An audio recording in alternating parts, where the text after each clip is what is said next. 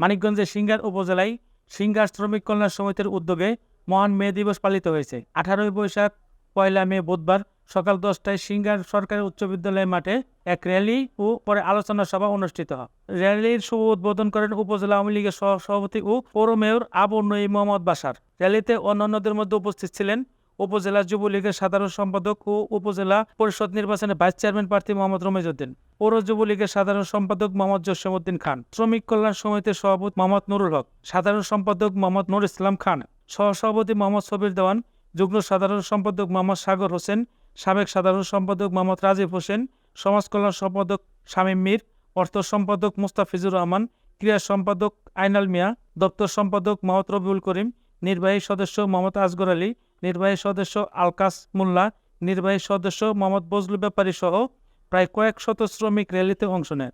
Rally শেষে এক আলোচনা সভা অনুষ্ঠিত। এতে বক্তব্য রাখেন উপজেলা আওয়ামী লীগের যুগ্ম সাধারণ সম্পাদক ও উপজেলা পরিষদ নির্বাচনের চেয়ারম্যান প্রার্থী মোহাম্মদ সাইদুল ইসলাম, ভাইস চেয়ারম্যান প্রার্থী অ্যাডভোকেট আব্দুল সালাম মোল্লা, মহিলা ভাইস চেয়ারম্যান প্রার্থী আফরোজা রহমান লিপি। পরে সন্ধ্যায় এক মনোজ্ঞ সাংস্কৃতিক সঙ্গীত পরিবেশন করেন। সঙ্গীত পরিবেশন করেন উর্মিলা অ্যানি শর্মা।